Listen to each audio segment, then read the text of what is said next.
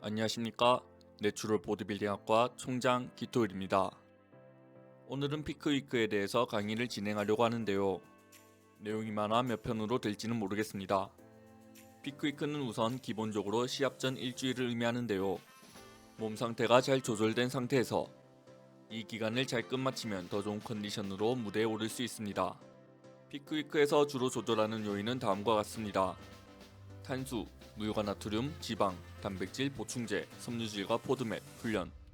강의에서 위 요인들을 공부한 후에 실질적인 피크위크 모형을 살펴보겠습니다. 그러면 차례대로 강의를 진행하겠습니다. 첫 번째, 탄수화물. 탄수로딩은 시합 준비를 하는 선수들에게 가장 유명한 피크위크 전략입니다.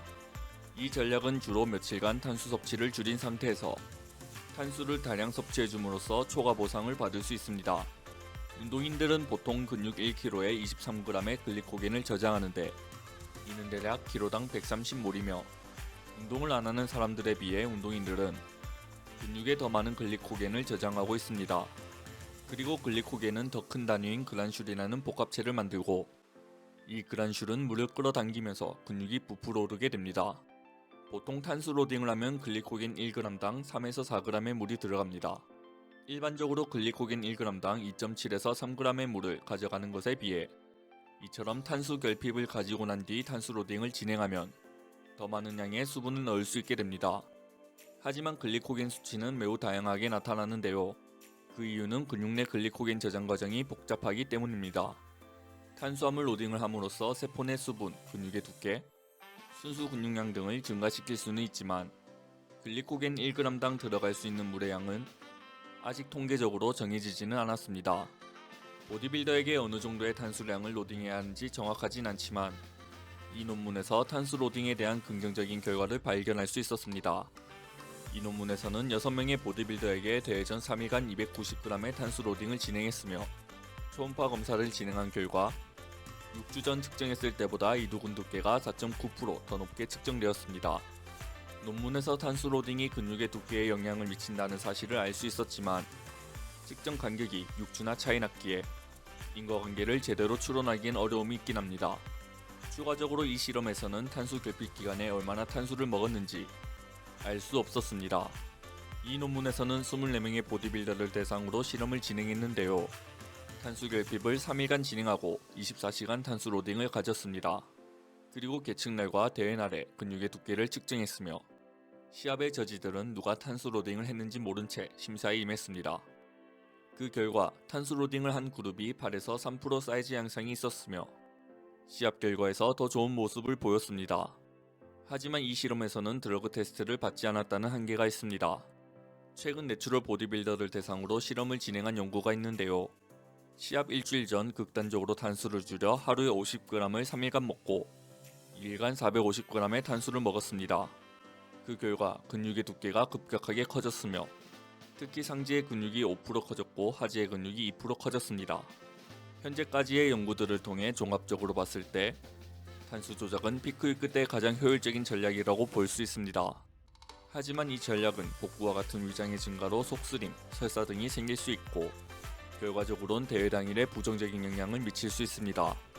따라서 시합을 준비하는 사람들의 경우 최소 2에서 4주 전 전략을 실험해봐야 할 것입니다. 두 번째, 물과 나트륨. 물과 나트륨도 보디빌더들이 피크위크 때 조작을 많이 하는데요. 물 따로, 나트륨 따로 단독으로 하는 경우도 있지만 두 요인을 다 조작해서 피크위크를 준비하는 경우도 있습니다. 이는 피하 지방을 최소화하는 동시에 근육을 더 뚜렷하게 보이게 하기 위해서입니다. 물이랑 나트륨과 관련해서 이뇨제라는 것이 있는데요. 보디빌더들은 개체를 통과하기 위해 이뇨제를 쓰곤 합니다. 이뇨제를 통해 시합 체중을 맞춘 후 근육 내 글리코겐이나 지방으로 체중을 되돌리면 시합에서 이길 수 있는 확률이 올라갑니다. 물과 나트륨은 각각 다른 식이요법이지만 한 요소가 다른 요소에 영향을 미치기에 두 요인을 함께 살펴보겠습니다. 물과 나트륨을 조절하는 것은 탄수화물 다음으로 가장 인기 있는 피크위크 전략입니다. 이 두 요인을 조작하는 이유는 몸이 드라이하게 보이기 위함인데요. 물을 하루에 4에서 12리터를 섭취하고 시합 전 10시간에서 24시간 단수를 합니다. 그리고 물을 조작하기 위해서 나트륨을 활용하는데요. 나트륨의 경우 로딩 제한에 대한 시간 순서는 없습니다. 하지만 보통 시합 3에서 4일 전 나트륨을 조절합니다. 이 논문에 의하면 피실험자들의 100%가 시합 전 수분을 조절했다고 말합니다. 피크위크 초반에 10리터의 물을 마시고 점점 줄여나갔는데요. 이렇게 하는 이유는 많은 물을 마심으로써 체액 배출을 늘려 주로 피하 지방을 빼기 위함입니다. 하지만 이 논문에서는 이 방법은 전혀 효과적이지 않았다고 말합니다. 7명의 참가자 중 3명이 피하 지방을 줄이기 위해서 나트륨도 조절했는데 처음 3일간 나트륨 섭취를 늘리고 그 다음 3일간은 나트륨을 제한했습니다. 하지만 결과가 일관성이 없었기에 피실험자들은 나트륨 조절이 필요한가에 대한 의문을 가졌으며 다음 시합 때는 나트륨 조절을 하지 않을 것이라고 말했습니다. 그럼에도 불구하고 많은 보디빌더들은 나트륨과 물을 조절한다고 말하는데요. 대다수의 보디빌더가 물과 나트륨을 조절하는 것은 필수라고 대답했습니다. 하지만 물과 나트륨을 극단적으로 컨트롤하는 것은 건강상의 문제를 야기할 수 있습니다. 한 예로 35살의 남성 보디빌더가 물과 나트륨을 조절한 상태로 시합에 나갔는데 어지럼증, 근육경련 등을 겪었습니다. 이후 병원에서 고칼륨증, 저나트륨 혈증, 수분 중독 등을 진단받았습니다. 이 선수는 7일간 12리터의 수분 섭취, 나트륨은 시합 전 2일간 먹지 않았으며 스피로노락톤이라는 음료제를 100mg씩 맞았습니다. 다른 케이스를 봐도 물과 나트륨을 잘못 컨트롤할 시 건강상의 위험을 겪을 수 있다고 말합니다. 비록 많은 보디빌더들이 물과 나트륨을 조절하며 꽉 찬 근육과 드라이한 피부 질감을 기대하지만 현재까지의 연구들을 종합해보면 수분 조절과 나트륨 조절은 딱히 효과가 뛰어나거나 안전한 방법이라고 볼 수는 없습니다. 추가적으로 많은 코치들이 물과 나트륨을 조절해 피크위크를 짜주지만 과학적으로 효율적이거나 안전한 방법은 아닙니다. 체중의 60%가 수분인데 여기서 67%는 세포 내 수분이며 33%는 세포의 수분입니다. 보디빌더의 관점상 피하 수분을 최소화하는 동시에 근육세포 내 수분을 유지 및 증가시키는 것이 중요합니다. 이렇게 했을 때 근육은 꽉 차 보이며 피부는 드라이해 보이기 때문입니다. 어찌 보면 엄청 간단해 보이지만 근육세포 내 글리코겐, 중성지방과 칼륨도 계산해야 하기에 복잡합니다. 물과 나트륨을 세심하게 조절하지 않으면 피하 지방의 수분을 감소시키는 효과를 얻을 수 없습니다. 물과 나트륨은 항상성, 삼투압 등과도 관계가 있는데 혈장 삼투량이 변할 때 나오는 호르몬이 몸에 즉각적인 효과를 내진 않습니다. 한 논문에서 시합 개최를 목적으로 3일간 수분 조절을 했는데 한 그룹은 키로당 100ml를 마시고 다른 그룹은 40ml를 마셨습니다.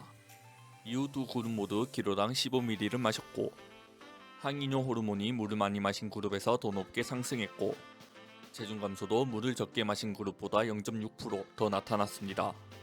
3일간 수분을 로딩하고 1일간 수분을 줄여 총 수분이 체내에서 많이 빠졌지만 항이뇨 호르몬 수치는 계속 상승했습니다. 다른 논문에서는 나트륨을 극도로 낮게 해서 비실험자들에게 먹게 했는데 RAAS 활성화 정도가 뚜렷했으며 소변 내 나트륨 배출이 줄었다고 말합니다. 추가적으로 알도스테론 수치가 급격하게 올랐습니다. 그리고 이러한 작용이 원상태로 돌아오려면 4일가량이 걸렸습니다. 이처럼 보디빌더들에게 물과 나트륨을 조절하는 것은 위험할 수 있습니다. 따라서 다른 전략도 존재하는데요.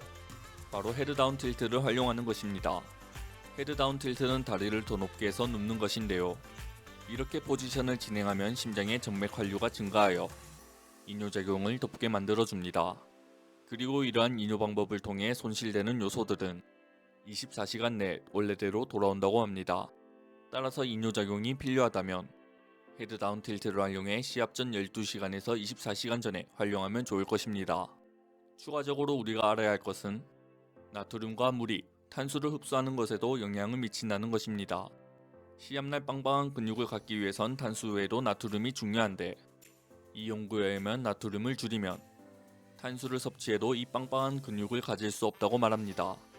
왜냐하면 나트륨이 세포망을 통해 포도당을 운반하는데 도움을 주기 때문입니다. 일부 보디빌더들이 탄수 로딩 후 위장 문제를 겪는데 이는 나트륨의 부재로 인한 것일 수 있습니다. 이외에도 스트레스가 체내 수분량을 늘리기도 하는데요. 논문에서는 스트레스가 체중을 9kg까지 증가시켰다고 말합니다. 따라서 시합 2에서 4주 전 물과 나트륨을 조절해 보는 것이 중요합니다. 그리고 앞서 말했던 것처럼 물과 나트륨을 조절하는 것은 몸에 부정적인 영향을 미칠 수 있기에 항상 계획적으로 컨트롤해야 하며 산수 로딩과 함께 진행해야 합니다. 오늘의 강의가 유익하셨다면 좋아요, 구독, 알람 설정 부탁드립니다.